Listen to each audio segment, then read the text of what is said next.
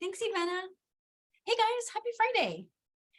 Welcome to our coffee cream and crystal earrings class. Today we're going to make a really beautiful design that is a combination of two different stitches.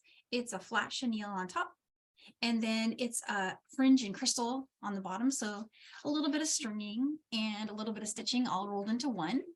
And I'm just going to hit the button here on my phone and there we go. And so I hope you guys had a great week and you're ready for your weekend and having a good Friday. And so let me show you the actual design here. It is a really cool, I like the way it hangs because they kind of cross each other. And that happens naturally because of the way the flat chenille ends on this. We're actually building it off what would be the side of a bracelet. Like if you were to build this as a bracelet, it would basically run from the sides this way. And so you're building them kind of like off the side of a really tiny short bracelet. And it makes them kind of do this little crisscross thing. You can do them in so many colors. I did another version that's just all sparkly crystal, all looks like snow. And I'll put a close-up view of that on the mat for you guys. But here's everything that you'll need down here on the mat. Thanks.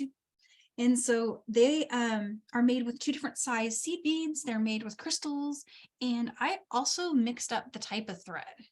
And the reason I did that is for the flowiness. So like whenever you've got an earring going, you really want the flowy fringy part to move. You want to give that lots of movement, but then you want the support structure to have some strength. And so what I did here is I built the support structure part with Wildfire. And then I built the fringe with some Nymo. And you can use other thread types. You can use whatever you got. You can also just go ahead and build your fringe with the Wildfire. It will just be a little less flowy, but still look great.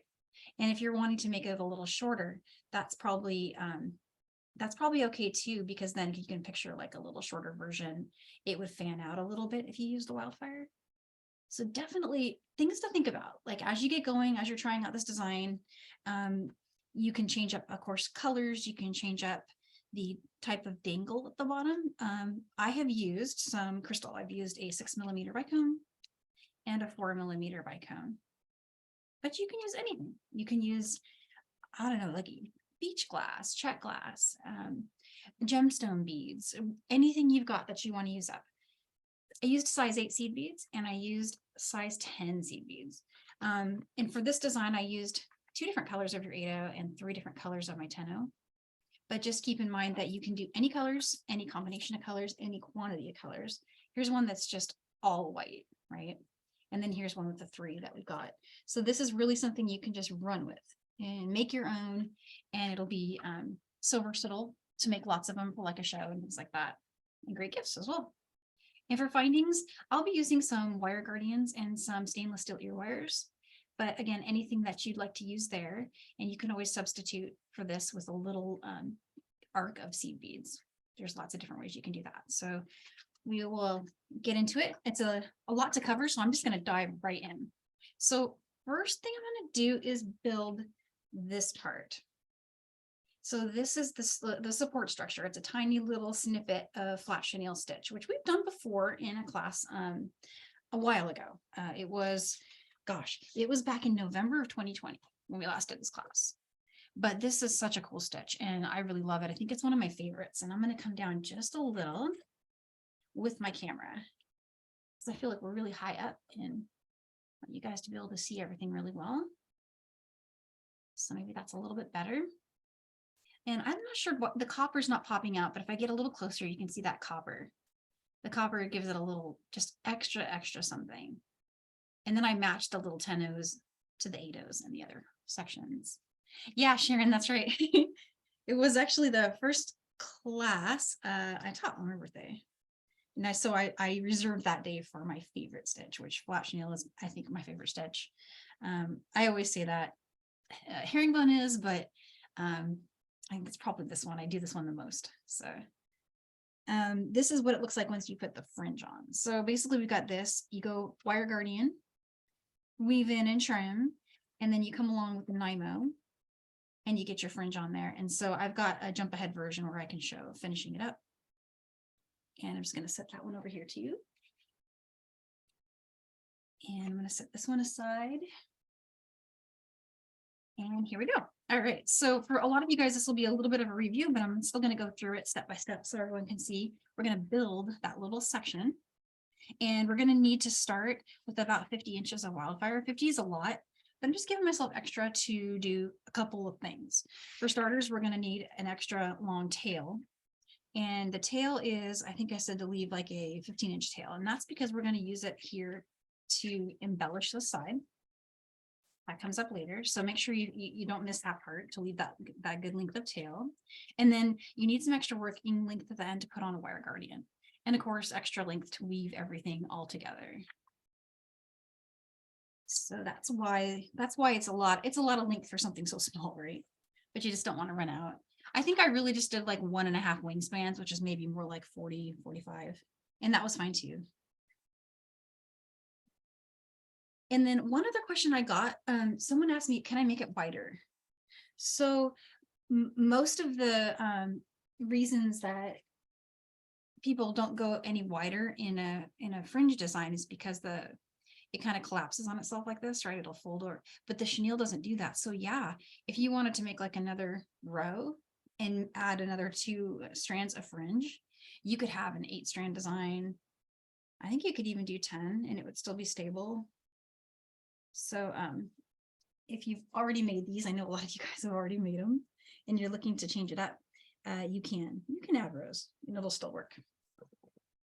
And so what I did there was I flattened the end of my Wildfire thread so that it will go into my needle a little bit easier. And let me grab my needles really quick. I did them for myself. Don't ever clean your desk or you won't be able to find anything. And for this design, you might want to have a couple needles handy because like I was saying before, you're going to need to use your tail. And then going back to your working thread and your tail kind of a couple of times back and forth there. So good to have a couple on hand. These beautiful crystals. And seed beads. So here's in the design, I laid them out by color A, which is our opaque black. So here's the black up here. And then you've got your opaque white. And so there's A and B for size 8. And you're also going to immediately need your size 10s. And I did those in the same order. So you want to go with your A. And here's my B.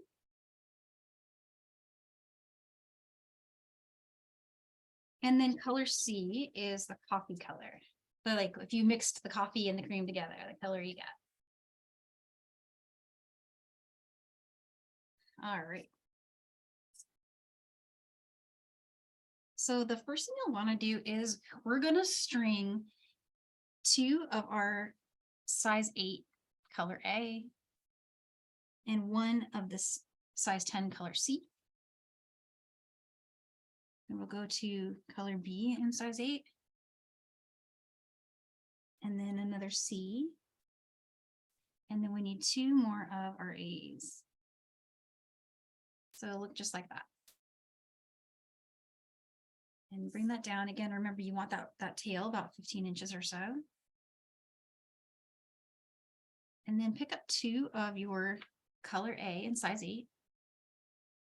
And what we're going to do is we're going to go through the size 10 color C. So just move down those first 2 beads. This is going to look a little like peyote for this step. And then just come through the C and pull tight. And what you'll get is, yeah, it looks a lot like peyote, a little square there. You can pull the working and tail threads apart to tighten it up. And we're going to do that same thing again with the color B in size 8. So that's your 2 white beads. Skip the 2 white beads in this chain here and then go through the color C.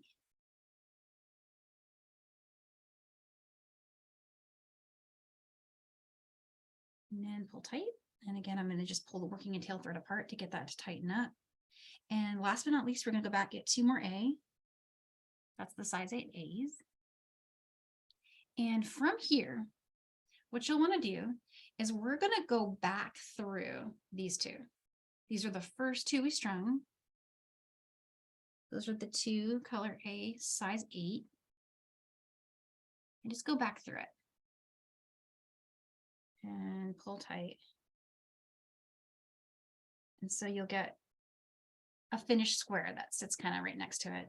You can tighten it up again by working a tail thread here. And what we're going to do next is take a quick look at where you're exiting from. The thread is coming out of that bead. We're going to turn and come up through this bead heading in that direction. And we're going to put in a smaller bead. So just right there like that. And this is, if you guys remember from that class all those years ago now, it doesn't feel as long ago as it actually was, but we're going to make what I always call kind of the goal posts, which is we're going to make sides and fill them in. So to do that, you want to pick up the size 10 in color A and bring that down through the next bead here. And then we're just going to pull tight. Go ahead and tighten that up. You can pull on both strands here.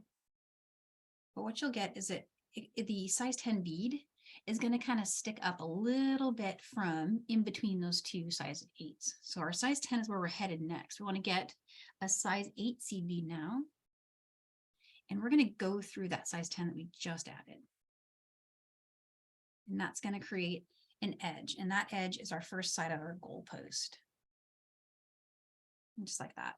And so now what I want to do is I need to get some size 10s in between this set and that set. So I'm just going to weave to get there. I'm going to go down through the next S8 and the one after that. So the next black one and then the white one. So again, we're coming out of that size 10 and we're just going through the next two size 8 beads. And now I'm going to switch to my color B in size 10, which is the white bead. And I'm going to fill it in between there by going through this one and go ahead and continue through the next black bead. We're going to put another size 10 there in color A, right through there. Okay, so now it's time to put on our next goal post. Going to get a size 8 bead in black. And then just come back through that size 10 we just put in there. So right there. And when you pull tight, you'll get the goal posts. And so you know you're on the right track if you see that. So we're going to fill in the rest of that row. That needs to have another size 8 in black and then white and then go through the 10. And then we'll do white, black and go through the next 10.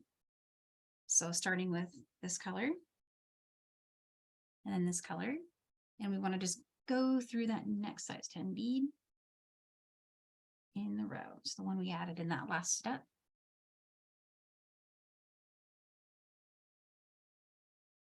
And making sure I'm staying in camera. I want to say, give me a shout if I go out of camera, but I know nobody can do that. So I was like, oh. So here's the next color. Of course, I'm going now white and then black. I'm just kind of matching what's going on in the row below. And here I'm going right through the next size 10. And then what you get is a finished row. And we're kind of back at the start. But what we need to do now is weave to exit from here, because we're going to put 2 more of the copper ones here and here. So it's all just kind of a weaving activity. We're here from the size 10. I'm going to go down through the size 8. But notice I'm going through the one in the row behind it because I need to be able to turn. I want to come down here and turn and head that way. So we're making sure to go through the one that's from the previous row. So right there. And then just turn and come through both of those. And I apologize for my skin looks really dry on the camera today. I've been playing in the snow with my kids and the gloves can only do so much, you know. It's like, yeah, but we don't get snow here in Seattle much, so it was kind of an exciting thing for us. And so here I've gone through both of those size 8 beads. Remember, we were in the size 10 and we exited through this size 8 and we turned and go through the other 2 8s, just turned and went the other direction. And now we're going to continue through the next 2 8s after we pick up one of the copper size 10, that's color C, and pull tight. And so you get that little pop again. We're going to do the same thing again. Pick up another size 10. And we are going to go through the next 2, size 8. And there it is. So we are actually more than halfway done with this part. We just need to do another row, and this row is easy. We're just going to pick up 2 of our size 8s. And all of this is in the handout, guys, so you don't have to worry about memorizing what I'm doing. We've done that. We've done that. We did this. This is making our goalposts, and we filled in the goalposts. And now we're adding our extra 8s. So we're already on step 5. It goes really fast. There's our 2 8s, and we're going to go through our next 10.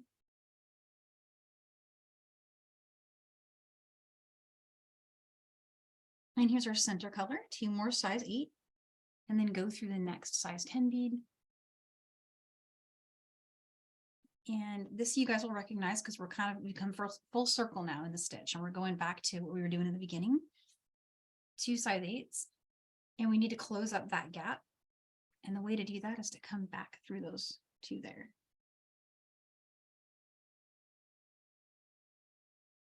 So just like that. And pull tight. And so there you go. That row's good. Next step, we have to get some size 10s in between each of those little V's. And so I need to get there. And luckily we're right here. We're exiting from this bead right here. And I'm just going to turn and go the other direction through the bead above it. It's a really forgiving stitch path in that thread does not show very much. You would really expect it to, and it doesn't, especially if you're matching your thread. But even on ones where I haven't matched my thread exactly, you get away with a lot with this stitch, and it's a very forgiving stitch. So it has lots of options for weaving in and out, and that's why I like it for a base for fringe. And so continuing on, we're just going to put this size 10 bead in between these 2 size 8. We're exiting from this one, come down through here. Okay, so now it's time to make another goalpost. So new size 8 bead. That one up. Go back through the 10 we just added. And if you can, go ahead and continue through the next size 8 and the size 8 after that. And what you'll see is one side of your goalpost is made, and it's time to put in another size 10 bead. So get our next size 10, put it in between by going through the next size 8. It just pops right into place there. And switching colors, going back to color A, size 10 seed bead, going through the next size 8, all filled in. Okay, and so I need the other side of my goalpost to go onto this side here. And this time we're just going to go through the size 10 bead. And then pull tight. And now we're going to just fill in this row with the colors that, what I do is I just match the color I see below. So next is a black bead and then a white bead. So I picked up black, white, go through the 10.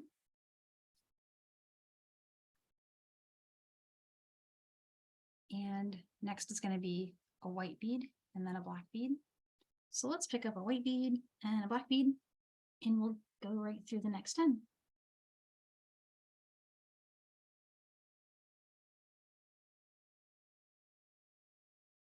And that row is all filled in. And so now what we have is a base of 6, right? And we have our bib mostly built up here. I call it a bib just because it looks like if you were making a dress, it'd be like the little front part. And what I need to do now is I want to weave around to put a size 10 in between all the right spots on the side. So let me show you on the handout really quick so you can see what I'm doing.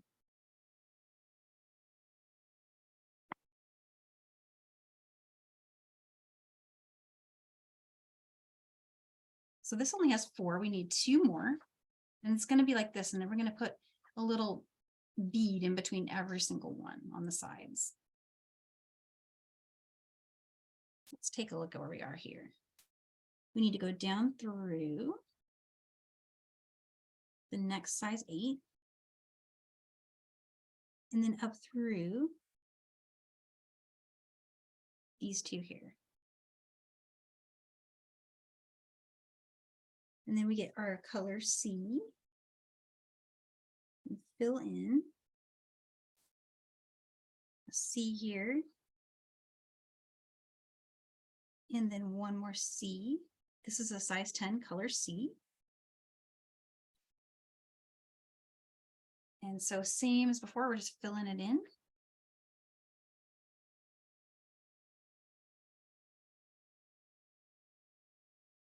And we need 2 more of these. Size 8 color B. Go through the next 10. And then one more time, these 2. Oop. And then the same thing before, where we want these to sit here. And to get them to do that, we just need to come up through these last 2 right here. And you're going in the other direction. So you're exiting, kind of heading south, and now we're turning and going back north. And when you pull tight, that pops right in place.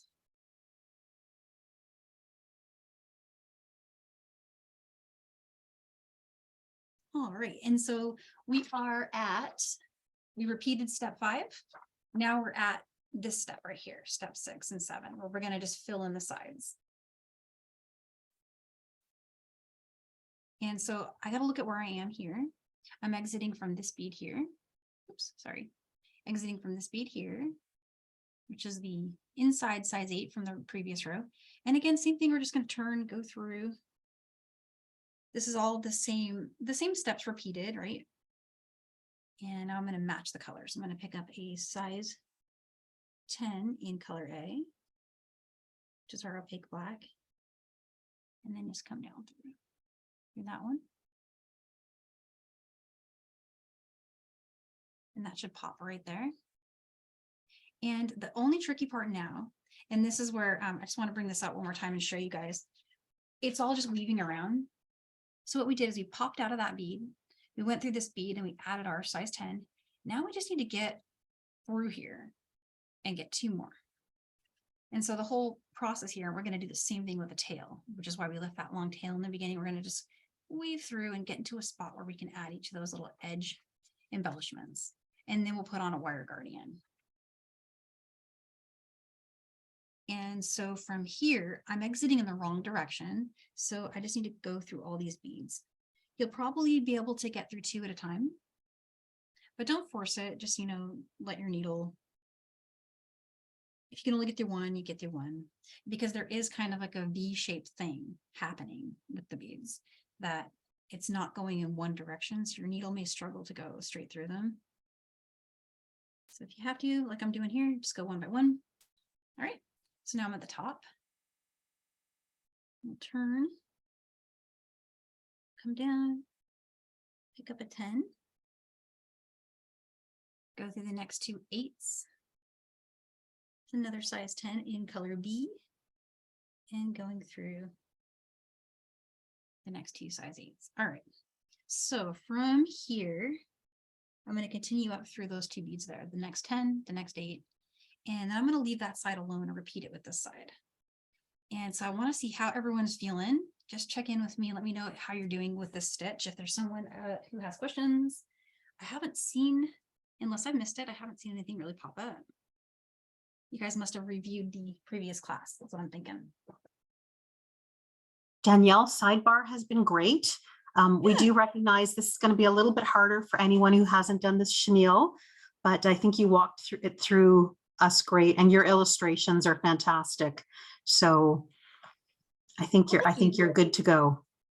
Yeah, I still follow the illustration in case that helps anyone. Is that I don't always, especially if I haven't done it for a few days or, you know, a couple weeks or something, I'll go back and I'll look and I'm like, okay, just to make sure that I understand the steps because they become intuitive, but they're not instantly intuitive, if that makes sense. But so I'm here now. I finished this side and I just kind of left it hanging.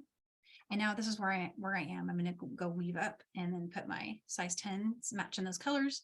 And then I'm going to weave in that side and I'm going to head back over here to my working side that I've left in place and do wire guardian. And so just real quick, I'm going to head up through all these beads. Let's see if I can get through 2. And if I can't, let's go through them one at a time. It looks kind of like, you know, like a lattice that you might put in a garden to make plants grow on. That to me is what this always looks like. So I, for the longest time, was calling my chenille pieces lattice bracelets. Can't remember if that's what we called our class. That might have been like the name we gave it.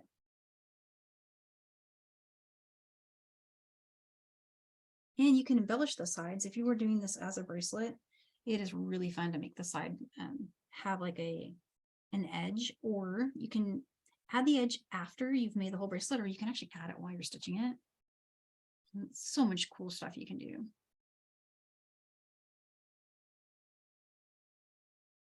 And it's a little like herringbone in that way because you can actually, you know, add a side bead when you're doing the turns is what I mean. All right. So there's all, it's all built.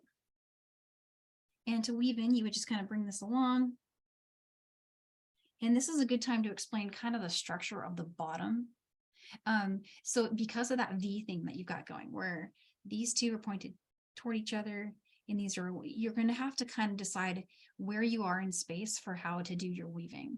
And that really matters when we come along and do the fringe later. But because when you're exiting from this bead right here, which is I'm exiting from this one heading that way, I have a natural turning point where I can just come right down and go like that. But I won't have that this way. See, it's kind of like you have to decide by looking at it. And it's easier to see in the illustration than in this color. So let me show you again. And I'll actually show it over here. It's a little easier.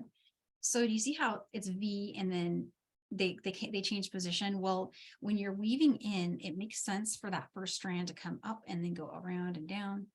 And this one you can just turn, but you don't want to cross, like, for example, you don't want to put a strand from this bead to that bead, or it'll be more visible, like you'll see it.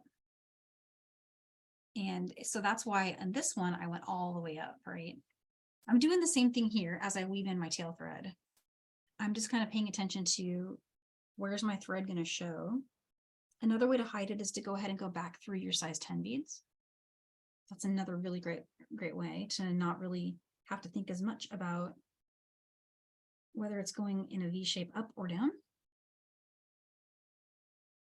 But you never want to try to cross. I guess what I call it is an open V, and it's easier to see in the white. But see, this is a closed V. So this one, I'd be okay going from this bead into that bead. But I wouldn't want to go, for example, if I was headed out this way, I wouldn't want to go up and around like that, because that would just put the thread right in the center there and you'd see it. You'd see it crossing. I'll do it so you can see what it looks like actually. So let's go this way and down.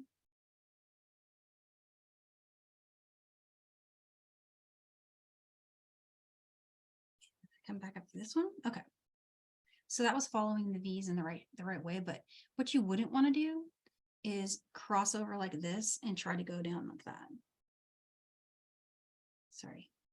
So crossing over from here. And there's are pretty tight here, but trying to go down like that, and it resists even letting me do it, but see what happens when you do that. That thread is really visible there. And it's bisecting my design in a way that it stands out a little too much. So I'm going to pull that out. Go ahead and trim that. The weaving in on this is it's very nice. Like you go through 3 turns and you really do have it. You don't have to sit there and weave around a lot. But so there's my tail thread. It's gone. Back to my working thread. Let's put the wire guardian on. And again, I'm using, where are those guys? I'm using the stainless steel. They're super pretty. And they are tarnish resistant. They don't corrode. Well, most people don't have allergies to them. And you'll probably be where I am with your thread exiting from that one on the side. Go ahead and weave down through the next size 8. And then come up through the middle one, do that one. Pick up one size 10. And then go up through your wire guardian. And then go ahead over the top of the wire guardian. I like to pinch them to kind of make sure my thread stays in the well part. And then one more size 10 bead. Bring that down. And what I'm going to do next is I'm going to pick up the thread bridge that is above the next pair of beads. So I went up through the 10, through the wire guardian, I went around, came down, put a 10 on there, and I'm going to pick up the thread bridge that's on the open part. So the top of the mountain, as far as what the V's are doing in my stitch. So I'm going to pick up the thread bridge that's on the top of the mountain here.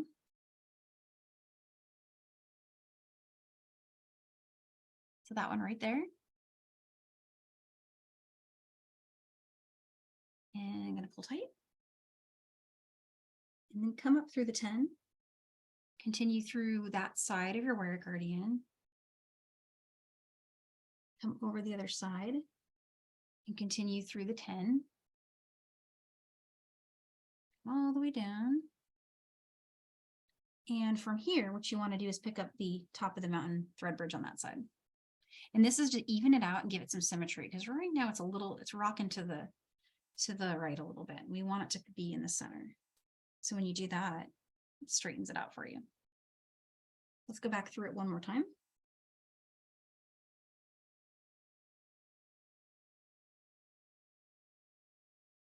Over the top. Through the 10 underneath it. Again, I'm pinching here to make sure that the thread stays in the well there. And double check that it's there, because after this, it will be harder to come back and fix. So make sure everything's good. If it is, go ahead and continue through the size 8 bead below. And all you have left to do is weave that in. And again, super easy. A way that when I'm weaving in, I do tend to go through the 10 O's, and that is just because they're tight. And they give your thread a little bit more security as it's being woven in. So now through the 10 here, let's pick an 8. You can go through either one. A little bit like peyote, right? Where you can kind of choose the direction that you'd like to go. Go down.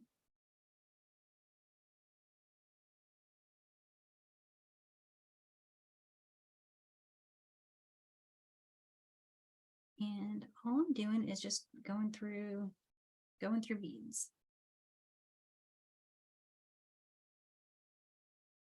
And this zigzagging, even though it's technically not a change in direction turn, it is very effective at locking that thread in. It does a really nice job. But if you want to do a true turn, you can come along to the bottom and do one here.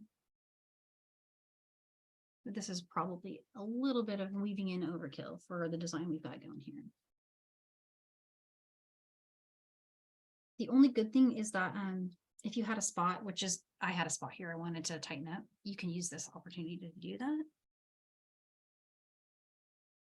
And I'm going to go back through here and just trim it. Actually, I'm trimming it there. It's a good spot. So just push down, pull up. There it is. So that's how quick you can build one of those. We went a little fast. And I know that's because we've covered chenille a couple times, and it's in a class replay. I believe I put the link to it. Actually, I'm not seeing the link. So if anyone needs that link, email me, find me on Instagram, and I will send you the link to our old class. But it's, and I didn't notice earlier, but Carmi and Millie might have actually already posted it. But let me know if you need it, and I will get it to you. But we've actually done that in a Michael's class before in a full bracelet. So if you like it and you want to do a bracelet, we have some ideas there for finishing. It was a really fun class. So definitely check that out. And you can see different bead sizes in action as well as different column counts. Because this is 6 column, you can do 8, you can do 4, you know, whatever. It's kind of like herringbone in that you do it in sets of 2. Okay, fringe time. So we don't need our 8 OC beads anymore. Oop, there we go. I'm going to just kind of slide those out of the way. We do need our size 10s in all 3 colors. So bring those over. And I'm going to get the Nymo out now. So you want to just grab any kind of size D thread will work for you. You can choose any kind you like that you have handy.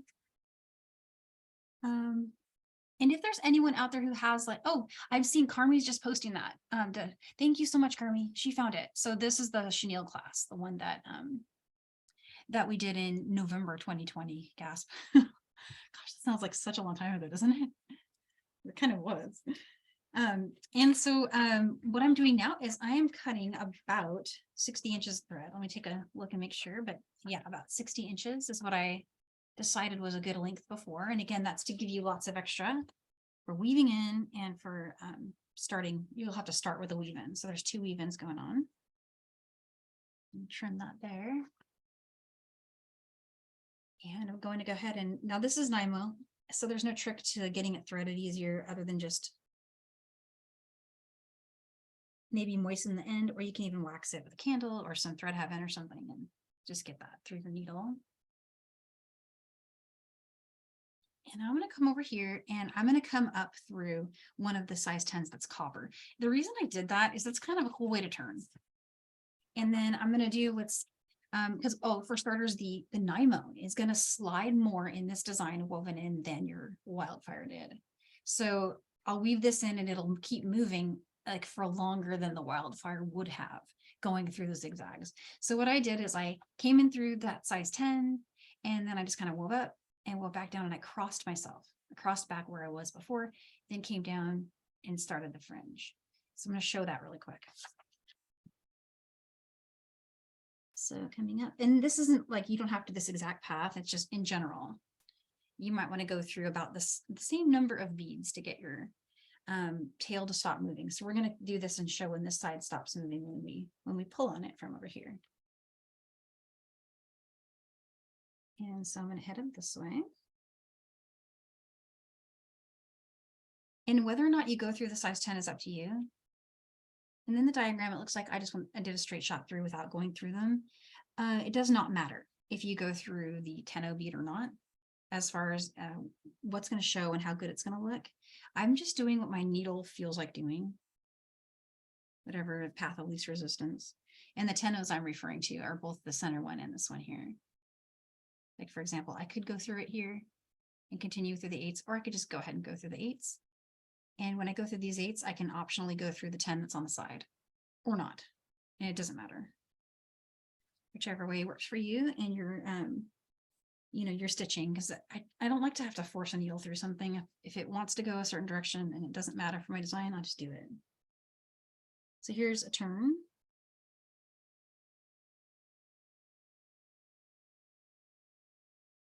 Turning at the top here. I'm trying not to catch my wire guardian there. And come on down through. The 10 is tight, so I'm going to go through the 8-0 here. There we go. Down to the next 8-0. Next 8-0. And again, if you wanted to go through that copper 10-0, you can. It's up to you.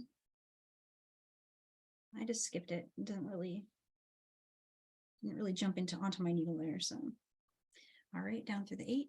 And from here, I am going to go through the copper 10-0 because that's where I started. And I'd like to cross. It gives you a little security to cross through where you started. And then here's the test. Let's do a little test really quick. Tail threads right here, working sides right here. And let's just pull on it and see if it moves. And it's still moving a little bit. So definitely slides a lot more than the Wildfire. So I'm going to come through the 10-0. Pull down. And that probably will help a little bit. Yeah. I don't know why that works, but it gets a little tighter just when you've crossed it. Okay, so from here, you could do a little knot right here. I don't recommend it because your knot is going to block you from being able to go back through that bead, and you might want to go that way later. You might not. But when we weave in this tail, you might want to have you know, a free passage through all your beads. But this is pretty tight now, so I'm pulling on this side, and it's just really it's doing all right. I can still move it if I want to, but I really have to try. And when this side gets woven in, which we're going to do after we get our fringe on, meaning this tail side, it's going to be okay. So even though I can still move it, it's difficult to do so. So it's not going to mess up my fringe right now. And then it's going to get woven in later. So I feel like it's okay. We're going to just let that tail thread be there. And now I'm going to travel to exit from the edgemost size 8 in this design. So I'm going to travel over here. And I went through the 10 just because that's what my needle felt like doing. Doesn't matter. You could go through it or not, but just make sure you're exiting from the 8 here at the bottom. And now this is kind of like a freestyle here, but I did 5 of every color and I just kind of went to the middle and then back up. So I started with 5 of color A and I went to 5 B. I'm going to slide this over a bit.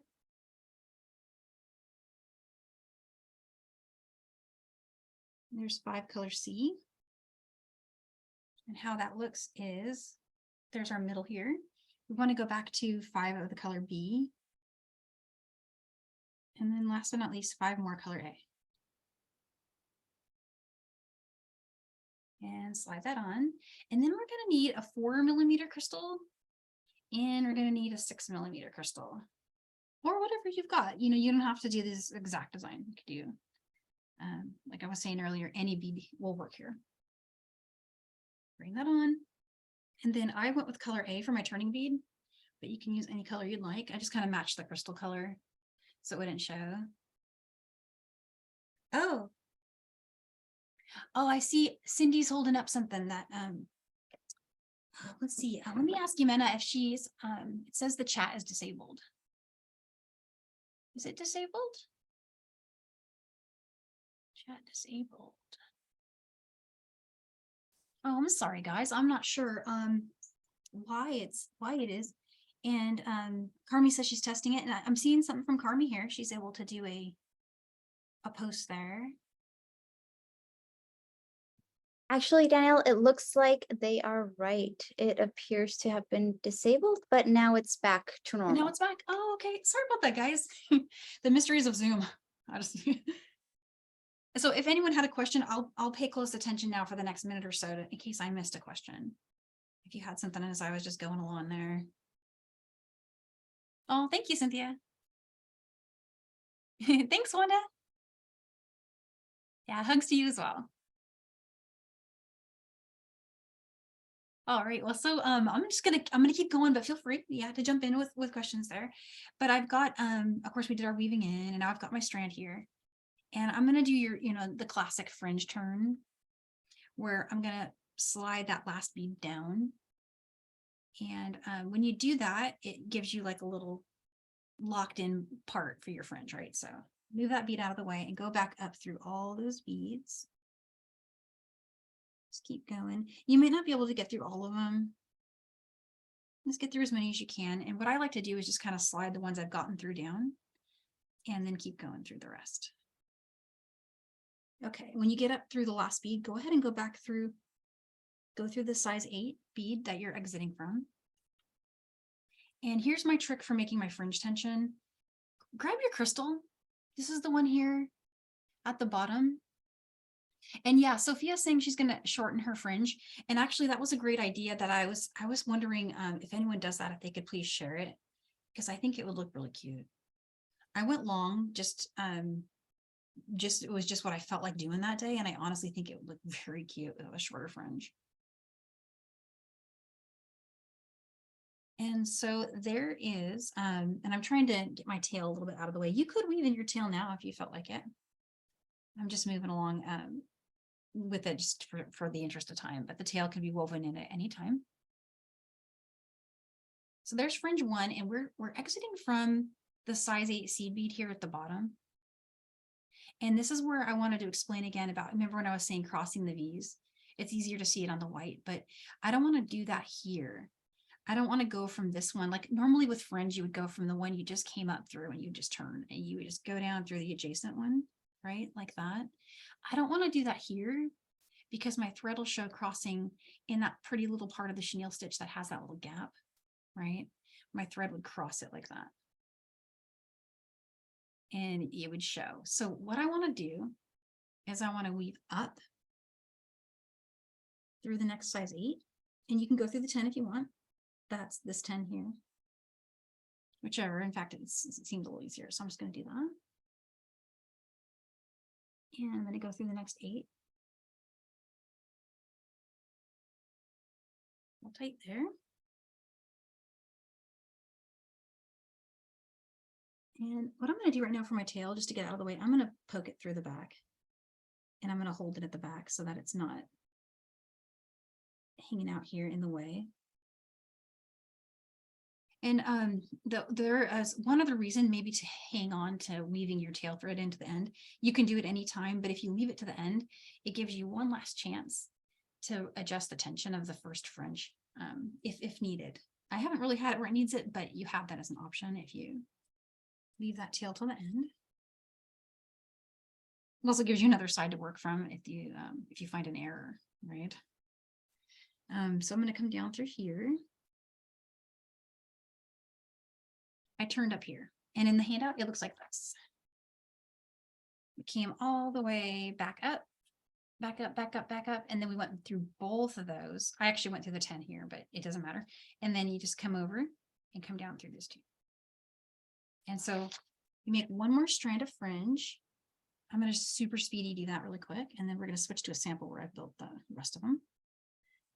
So here's 5, again, 5 more. But I want to show you the next turn because it's every other turn is different. 2, 3, 5 here. And 5 more. And then just going to slide that up.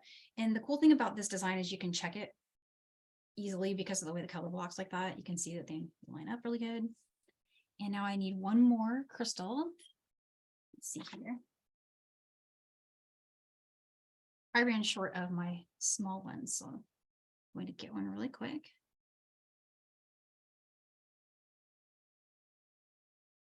There we go.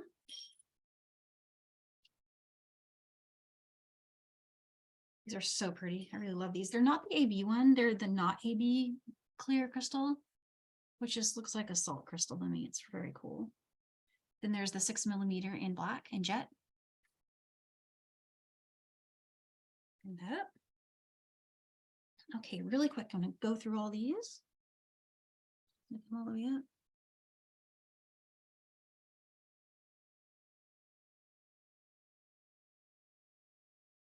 Almost. I have one bead left there, floating there. Oh, hey, it looks like, oh, I apologize. I didn't continue back down through the next B. Let me show you what I did. You see how I'm exiting from that one? I didn't come back down, so I do have to pull my fringe off. You want to see how to take fringe off easy? Let's do it. Okay, don't be lazy like me, and go ahead and pull through so your tail is free. So my tail's free here, and then just remove your needle. You can kind of try to back out, but every time I try to do that, I get a mighty knot, and that takes a lot more time than just putting my needle back on. Okay, so to dismantle my fringe, I'm going to grab that seed bead at the end and just pull down. Okay, that's free there. And what I'm going to try to do is I'm going to try to preserve the order so I can just zip back through it. So what if I do this?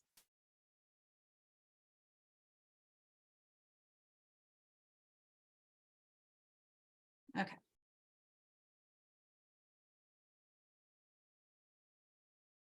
And then rethread here. Okay.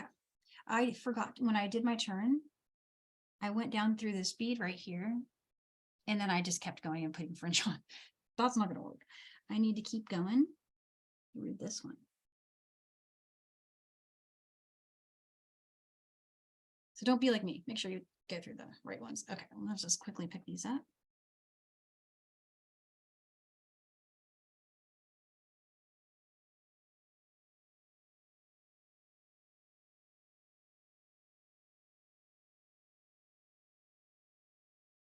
I'm right-handed, so I should have dismantled that in the other direction and it would have actually worked better. But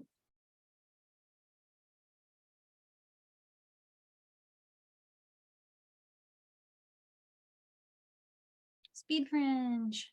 Woohoo. Okay. Skipping that last bead that we added. Holding on to it. I'm just gonna come up through all those beads.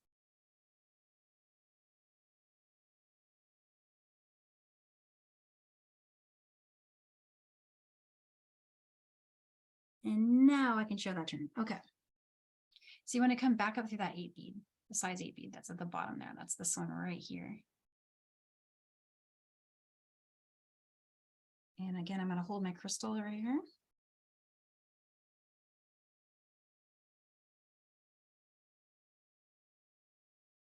And I've got the tension well there. Okay, so if you remember from before when we did our turn from the first strand, we had to do something funny where we went up.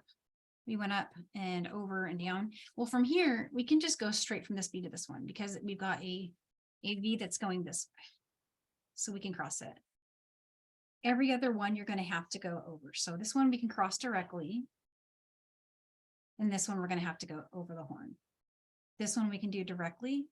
And this one would have to go over the horn for our last one. So I hope that makes sense. It'll still work even if you cross it. It just, you'd be able to see your thread. So from here, you would just turn, come down through here, make your next beautiful strand of fringe. And then build a time machine and very quickly zip to where your fringe is just done. Instructions for the time machine will be in another PDF, a separate one, but I haven't done yet. And then, yeah, you just come along and you're pretty much done with the design. The only thing left to do after this is weaving in. And does anyone have any questions so far? I'm going to keep going like that. And then just please jump in if there's questions. Danielle, I have a little question for you. Yeah. It's actually a follow-up to last week, and I never got to ask it. And so I will for this class. People are always wanting to know this pair of earrings, which takes a certain amount of time. What would you sell this one for if you were at a craft show? Because of the crystal, these would be around the $40 range, at least. It doesn't use a ton of crystal, but it uses enough that I feel like it elevates the value. And then also the findings. I used some high-end findings. Perfect. Yeah. But, you know, as far as time, it's quick, right? I mean, we practically just built this entire earring just in our hour class here. And I was chatting and making mistakes and all that. So honestly, like it's a 30-minute project per earring, I think. And I built these ones here. I started them at 10 today, 10 my time. I'm in the Pacific time zone. So literally I made these in an hour and a half, and I then ran up here and tuned into class, and here I am with a new pair of earrings to wear. And so what I've got here is one last time a chance to show you this turn. So this was that last little bit of fringe here, and see, we're going to need to go over. So we went through that 8. And I'm harping on this one because it's a difference between cute but perfect, right? Like this is going to be perfect if you do this over the horn step here. Come down through that bead here. And there you go. Now we're in the position to add that last strand. And I won't do that because we're out of time, but of course, I'm always available for support if anyone has questions when you get going, when you get started. But you see what I did there is I went over, I came through the speed, went through the 8 above it, came down through the 2. You need to do that every other strand, right? And then you got it. And make bunches of different colors, put sea glass on the bottom. I mean, like, oh my gosh, how cute would it be with sea glass? Think about like AB finishes, use like a solid crystal. I want to do an all crystal, all like, and when I say crystal, I mean like the crystal AB Czech seed beads, because it literally looks like you made something with ice, and then with the AB crystal rounds or bicones at the bottom. Oh my gosh, so pretty. So many things you can do. And then let's see. So that's this project. While I'm still here on the Danielle, back- yeah. may I ask you, Cindy was busy eating her bagel and not paying attention Uh-huh. and wanted to know what crystals you used in the white. In the white, I used 4mm AB and 6mm AB. So let me bring those over. Actually, I have them behind me. So there's, I believe this, no, that's not the AB. Hang on, I do have it. So there's a you can see the difference between what I used in today's class and the AB. See, it's got like a little rainbowy thing going on. And then the AB finish is about here. Little different than what we use. So today we used, again, just the plain crystal, and here's the AB with it. So pretty. And you can use round or bicone. They're both really beautiful. And if anyone does a gemstone one, I'd really love to see your gemstone design. I have a vision in my head of something more earth tone with a really beautiful like a gemstone kind of design. Danielle, even I got to, you know, shop on our wall at the office, getting ready for the class today. And I, like you, it occurred to me, some of the AB strands are so incredible that they'll just, they'll look totally different. So even I was looking at the red and I thought, wow, the red with the black would be amazing as well. Oh yeah, like I was looking at, see, I'm already thinking of spring because I'm designing for our spring stuff. So I've moved from Christmas, but we do have really beautiful Christmas colors, like this beautiful red. And then check out this one, the emerald. That'd be so beautiful. And if someone got this as a gift, they would just be like, oh my gosh, thank you. Just hanging from that beautiful design. So Danielle, you're great for time. Oh yes, Cindy mentioned Capri Blue. I agree. Oh yeah, that's a beautiful color. Oh my gosh. Yeah. You basically have, oh, there it is. Wait. Yeah. Danielle, you have one last chance to share the premium class next week. Yeah. Oh my gosh, you guys. So I've been working really hard on that one. The premium class for next week is it's an ornament, but it could also be a lot of things. It could be a very amazing statement earring. It could become a pendant. It could be so many things. And I just finished a couple of the in-process samples. Here it is without the fringe. I'm just trying to make it in the same direction there, but yeah, there we go. It's kind of asymmetrical, so you can make it suspend any way you want. You can put the wire guardian anywhere you like. And I just went crazy putting fringe on it with sparkly crystal, but you don't have to do that. And the main goal of this class is to show some kind of just techniques for the mind for tackling a project like this, because this is a big project and the beads don't cooperate exactly as you want, because I didn't use Delicos. I used size 10 Czech, and because it's a round bead, when you're doing brick stitch with round beads, I know a lot of you guys know you do it already, and you know what I mean, like you're having to work a little harder to make them take the position that you want them to take in a brick stitch design like this. And then there's of course following patterns and colors, and I have all these little kind of, they're small things, they're weird little small things that I do when I'm tackling a big project to help me keep track of my counts, keep track of where I was, be able to pick it up and put it back down, be able to make changes and alterations if I run out of a color. So this is one of those designs where it has everything going against it. It's not symmetrical. It's taking forever. You're not gonna be able to do it in one sitting. It's got, you know, lots of thread adds and a lot of colors that look the same next to each other. So just ways to take on something really just obnoxiously difficult and make it, you know, sharing everything I know, at least what I've learned so far about how to take on projects like that, and then, you know, how to make it your own. So it's more just, you know, let's get together and brick stitch and tackle something that's a little challenging. Danielle, just for, would you mind, could you just give us a rough, how wide is that poinsettia? Oh yeah, so it is 2¼ inches at its longest point to the longest point. On the screen, it looks really big, so. Oh, here's my hand. So you can see it's not that big. It's pretty small. I mean, these are size 10 beads. They're Yep. teeny, and that's a 4 Cindy's millimeter. Cindy's already thinking about it in yellow and blue even. Oh yeah. And I've done a couple other brick stitch patterns, which I'm just gonna include as bonuses. I need to write them up. But I made a cardinal, a little cardinal bird, and I was thinking of maybe just one more flower or maybe a leaf or a tree. Just brick stitch is so easy to design in. You literally just draw something you want and then stitch it. And I was also going to share some tips and tricks about making your own patterns from photographs. So if you have like a photo, I actually used a photo of a poinsettia to create this. I underlaid. Amazing. Yeah, so you can, there's little tricks you can use to kind of count and pixelate stuff. So that's going to be kind of, we're going to fill that 2 hours and then some. It's going to take a long time. But you mentioned the Capri Blue.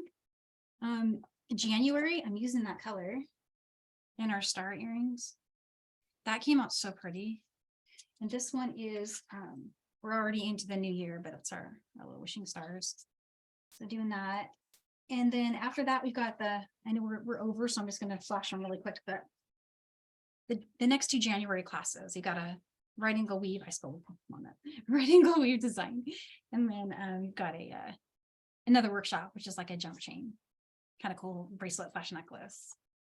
Yeah, so that's everything. That's like a lot of stuff. But oh, thank you so much. Yeah, this star pattern, it's kind of like it's a right angle weave technique that can become lots of stuff, right? Like I've seen it as a bracelet too. People have done this as a necklace and a bracelet. So you'll love this. It's really fun. Yeah, many hours of happiness. Cindy says she sees many hours of happiness in our futures. I do too. I do too, for sure. So I hope you guys love this class. I hope you will make these earrings and post them. And they're so cool. I love the design. And in any colors you make, if you change the colors up, I would just love to see it. But you can achieve some very different looks just by changing the colors. And you can change the lengths and everything. So yeah, have a great weekend, you guys. And if you need me, I'm at Danielle Wickes Jewelry. You can find me there. You can find me on my email. It's danielle.wickes@johnbead.com. And I wish you lots of creativity and happy beading. Bye, guys.